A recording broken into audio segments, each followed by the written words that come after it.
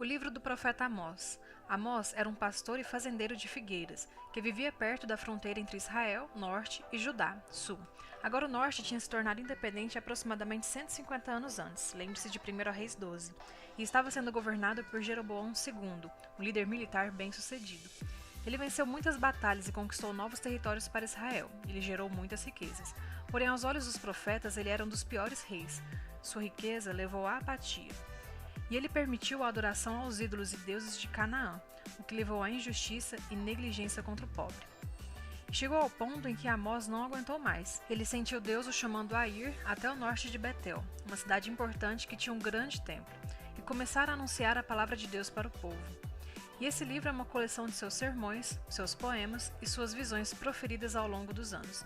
Elas foram compiladas mais tarde para dar ao povo de Deus o senso de sua mensagem divina ao Reino do Norte, e é uma mensagem que ainda precisamos escutar hoje. O livro tem um esquema bem claro. Os capítulos 1 e 2 são uma série de mensagens para as nações e para Israel. Os capítulos 3 a 6 são uma coleção de poemas para Israel e seus líderes. Os capítulos 7 a 9 contêm uma série de visões, que Amós experimentou que descrevessem o julgamento vindouro de Deus sobre Israel. Vamos nos aprofundar. Então o livro abre com uma série de curtos poemas, que acusam todos os vizinhos de Israel de violência e injustiça. E isso é meio estranho, porque o primeiro verso do livro diz que Amós irá falar contra Israel. Mas veja como funciona. Enquanto Amós vai nomeando todas essas nações vizinhas, você pode olhar num mapa e ver que ele está criando um círculo. E quando ele termina, Israel está bem no centro, como um alvo em uma mira. E para Israel, Amós lança uma acusação poética, que é 3 vezes mais longa e intensa que qualquer uma das outras.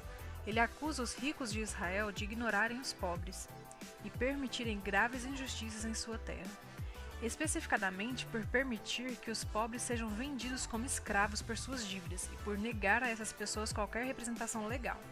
E assim, Amós pergunta: é essa família que um dia teve a justiça negada e foi escrava no Egito? A família que Deus resgatou da opressão e da escravidão? A festa acabou, diz Amós. Deus está cheio de aguentar vocês.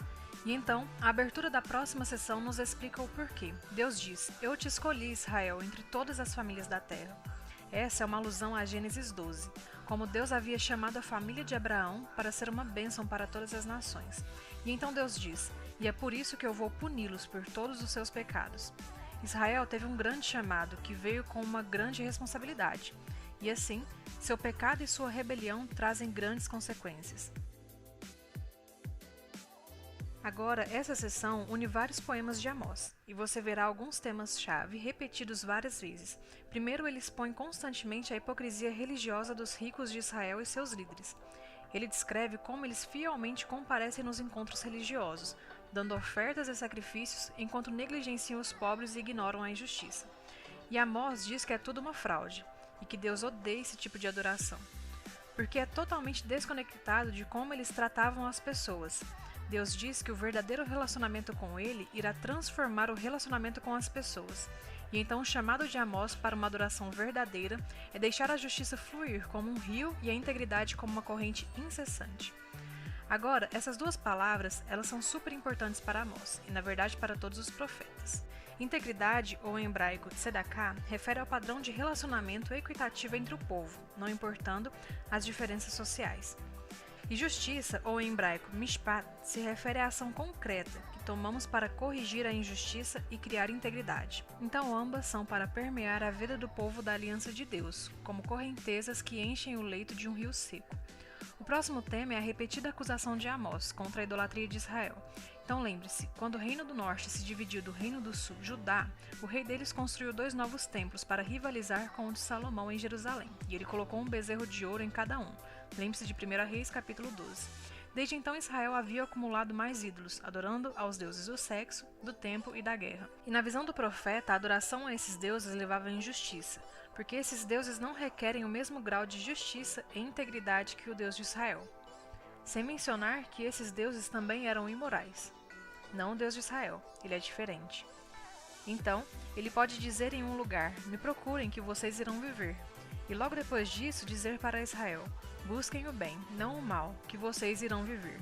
Então a verdadeira adoração ao Criador, Deus de Israel, é sinônimo de fazer o bem, com generosidade e com justiça. E então, O tema final nesses capítulos é que, por Israel e seus reis rejeitarem Amós e os outros profetas, Deus irá enviar o dia do Senhor. E isso é um grande e terrível ato de justiça em Israel. E especificadamente, Amós prediz que uma poderosa nação viria, que conquistaria e dizimaria as cidades e levaria o povo para o exílio.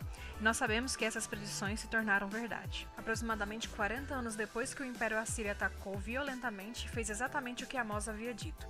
O livro termina com uma série de visões que Amós havia tido, e elas são representações simbólicas do vindouro dia do Senhor.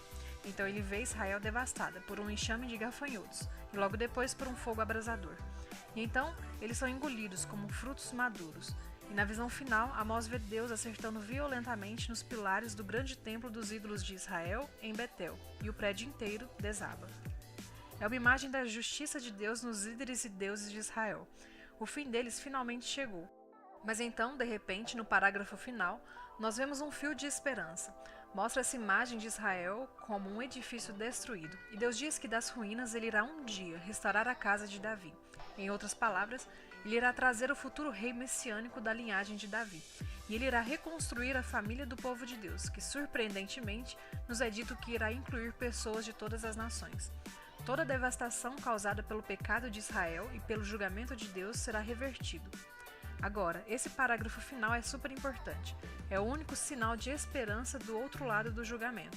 E nos ajuda a ver como esse livro está explorando o relacionamento entre a justiça de Deus e sua misericórdia. Se Deus é bom, ele deve confrontar e julgar o mal de Israel e das nações. Mas seu propósito duradouro é de restaurar seu mundo e construir uma nova família na aliança. E então, através das palavras de Amós, ainda hoje nós podemos ouvir o seu chamado para aprender com a hipocrisia e o desastre de Israel, e para abraçar a verdadeira adoração a Deus, que deve sempre levar à justiça e à integridade e ao amor ao próximo. E é sobre isso que trata o livro de Amós.